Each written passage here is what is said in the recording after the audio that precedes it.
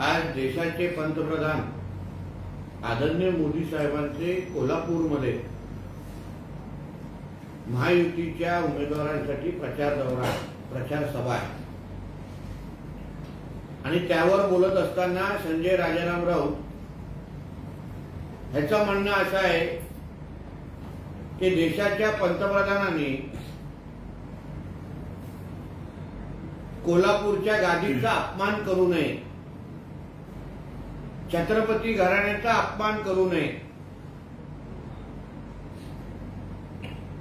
छत्रपतीच्या घराण्याच्या विरोधात प्रचार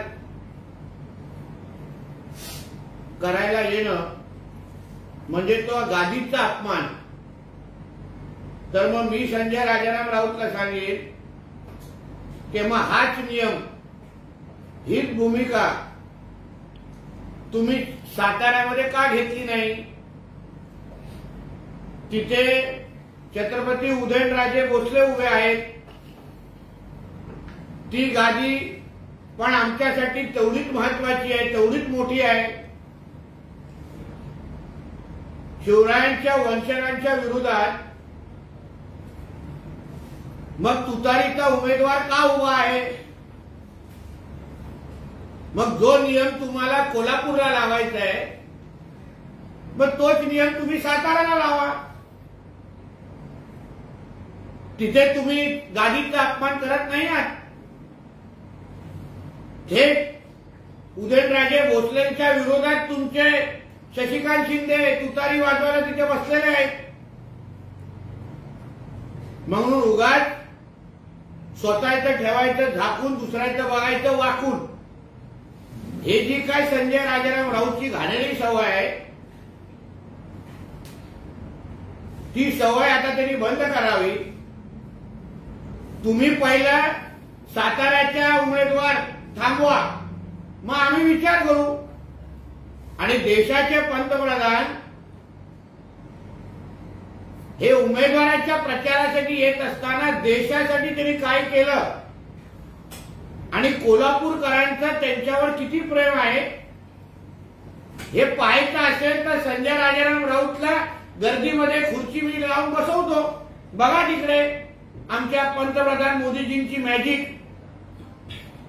आणि संजय राजाराम राऊतनी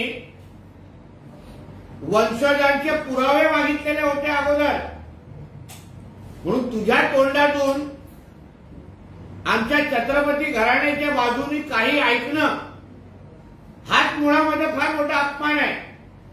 संजय राजाराम राऊतनी पहिली माफी मागावी आणि मग छत्रपतीच्या घराण्याबद्दल बोलावं, एवढं या निमित्ताने मी सांगेन।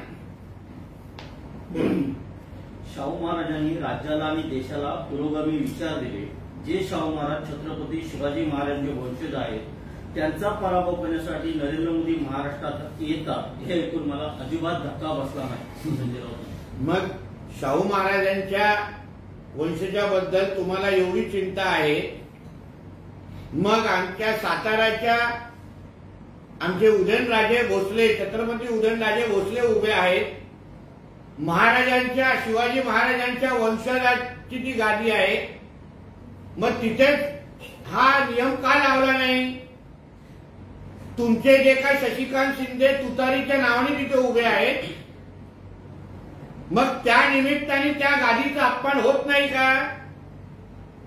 तुम्ही जय भवानी या शब्दावर एवढं निवडणूक आयोगाबरोबर एवढं लढताय, मग जय भवानी जय शिवाजी ही जी काय घोषणा आम्ही पिढ्यानपिढी देतोय त्याच शिवाजी महाराजांचे वंशज, त्याच गादी मधले एक व्यक्ती आज साताऱ्यामध्ये निवडणूक लढवत आहेत, मग तिथे तुम्ही त्यांच्या विरोधात प्रचार का करता?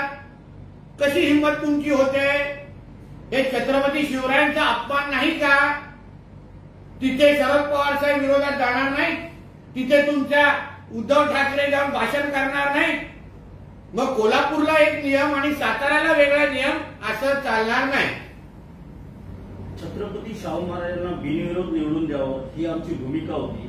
कोल्हापूरची जागा ही शिवसेनेची होती, तरी छत्रपती शाहू महाराजांसाठी आम्ही ती जागा सोडली आणि भाजप आणि नरेंद्र मोदी छत्रपती शाहू महाराजांच्या विरोधात प्रचार करण्यासाठी येत आहेत. महाराष्ट्रातील जनता हे कधीच विसरणार नाही. मग महाराष्ट्राची जनता हेही पाहते की छत्रपती शिवरायांच्या वंशजाच्या विरोधात, छत्रपती उदयनराजे भोसलेंच्या विरोधात राष्ट्रवादी काँग्रेस शरद पवार गटाने उमेदवार दिलेला आहे, जे शिवरायांच्या नावावर वर्षानुवर्ष राजकारण करत आले. मग ती साताऱ्याची जागा तुम्ही बिनविरोध का केली नाही, हा प्रश्न मला त्यांना आहे. म्हणजे शरद पवार साहेब असतील, उद्धव ठाकरे असतील आणि तुमचे महाविकास आघाडीचे सगळे नेते मंडळी हे शिवरायांच्या विरोधात आहे. हा फार मोठा अपमान आहे, हे मी या ठणकावून सांगतो. गादी पुढे मोदी कोणी नाही. कोल्हापूरची गादी म्हणजे मोदींची गोदी नाही. भाजपा त्या गादीचा अपमान करत आहे असं संजय राऊत. मग गादीच्या समोर ना उद्धव ठाकरे मोठा आहे, ना पवार साहेबांना मोठं होण्याची त्यांच्या समोर इच्छा आहे. म्हणून गादीचं बोलत असेल तर जेवढी महत्वाची आमची साताऱ्याची गादी आहे, जेवढी महत्वाची आमची कोल्हापूरची गादी आहे, तेवढीच महत्वाची आमची साताऱ्याची गादी आहे. म्हणून एका छत्रपतींना एक न्याय आणि दुसऱ्या छत्रपतींना दुसरा न्याय. तुम्हाला उदाहरण द्यायचं असेल तर पहिलं तुमचं सांगा, तुम्ही काय साताऱ्याला करतात. तिथे छत्रपती उदयनराजे भोसलेंच्या विरोधात कशाला भाषण करतात. शिवरायांच्या विरोधात भाषण करण्याची तुमची आणि तुमच्या महाविकास आघाडीच्या लोकांची हिंमत कशी होते सांगा मला तुम्ही. कांद्याच्या निर्यात संजय राऊत म्हणतात 2000 मेट्रिक टन गुजरातचा कांदा मुंबईच्या पोर्टवरून परदेशात जाणार आहे. गुजरातच्या व्यापाऱ्यांना आणि ठेकेदारांना मालामाल करण्याचा हा डाव आहे. महाराष्ट्राचा कांदा मात्र सडवला जातो, इथे मात्र निर्यात होते. गुजरातचा कांदा किती गोड लागतो, किती चविष्ट आहे हे तू तुझ्या जरा मालकाच्या कुटुंबाला आणि मालकाला विचार. कारण का काही आठवड्या अगोदर तुझा मालक आणि त्याचं कुटुंब जामनगरमध्ये जाऊन कांदा खाऊन आलेले आहेत. जेवणामध्ये कांदा टाकून चविष्ट जेवण जेवलेले आहेत अंबानींच्या लग्नाला. तेव्हा तुम्हाला गुजरातचा कांदा तुझ्या मालकाला खटकला नाही. म्हणून पहिलं गुजरातच्या कांद्याची काय चव आहे तुझ्या पहिल्या मालकाला विचार आणि मग तुझा थोबाड उघड. मुख्यमंत्री शेतकरी याच्यावरून संजय राऊत असं म्हणतात, महाराष्ट्रातल्या 8.5 कोटी शेतकऱ्यांना या शेतकऱ्याच्या मुलाप्रमाणे जमीन द्या आणि शेतात उतरण्यासाठी 5-5 हेलिकॉप्टर द्या, असे मध्ये देवेंद्र फडणवीस यांना आव्हान आहे. नक्की आहे ना. आणि आमचा शेतकरी हा उद्या हेलिकॉप्टरनेच फिरला पाहिजे, श्रीमंत झाला पाहिजे, ह्याच मानसिकतेचं आमचं महायुतीचं सरकार आहे. तुमच्यासारखं नाही. शेतकऱ्यांच्या कर्जमाफीचे पैसे लुटणारे तुम्ही, शेतकऱ्यांना बांध्यावर एवढे आम्ही देतो ते बोलून फसवणारे तुम्ही. म्हणून शेतकऱ्यांच्या बद्दल महाविकास आघाडी आणि तुझ्या मालकाला आणि तुझ्या नेत्यांना किती चिंता आहे ना, हे उद्धव ठाकरेच्या सरकारच्या काळात आम्हाला दिसलेलं आहे. म्हणून शेतकऱ्यांची चिंता तुम्ही करू नका.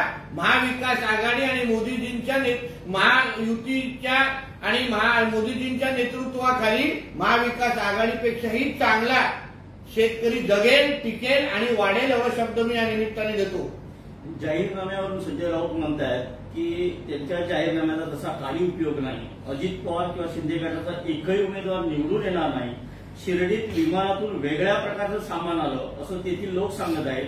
त्यांची भिस्त ही पैशावर आहे, मतावर नाही. त्यामुळे जाहीरनामा करून त्यांना काय करायचंय. मग तुझा मालक जे विमान घेऊन फिरतो आणि कर्जतच्या फार्म हाऊसवर ठेवलेला जो काही साठा आहे तो कुठल्या निवडणुकीसाठी वापरला जातोय. आणि तुमचा जो जाहीरनामा आहे, एकाचे 10 सीट उभे आहेत, एकाचे 22 सीट उभे आहेत आणि देशासाठी जाहीरनामा हे लोक देत आहेत. ज्यांचे 3 आकडी पण खासदार उभे नाही आहेत ते एवढा मोठा देश सांभाळण्यासाठी जाहीरनामा छापतायत. हा फार मोठा विनोद आहे. म्हणजे तुमचा जाहीरनामा हा सकाळच्या पाणी कधी आलं नाही ना त्यासाठी वापरला जाईल एवढं मी ह्या निमित्ताने सांगेन.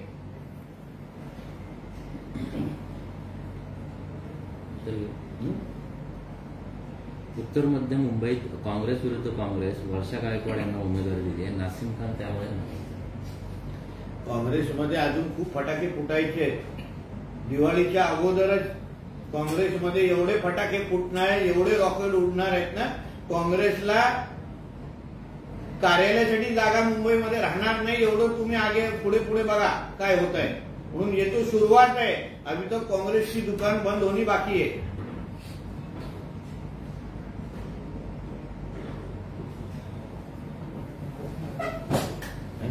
ताज्या अपडेट्स आणि ताज्या बातम्यांसाठी आजच सबस्क्राईब करा आपला Sindhudurg digital news channel. Like करा, शेअर करा, कमेंट करा आणि महत्त्वाचं म्हणजे बेल आयकॉनला क्लिक करायला विसरू नका.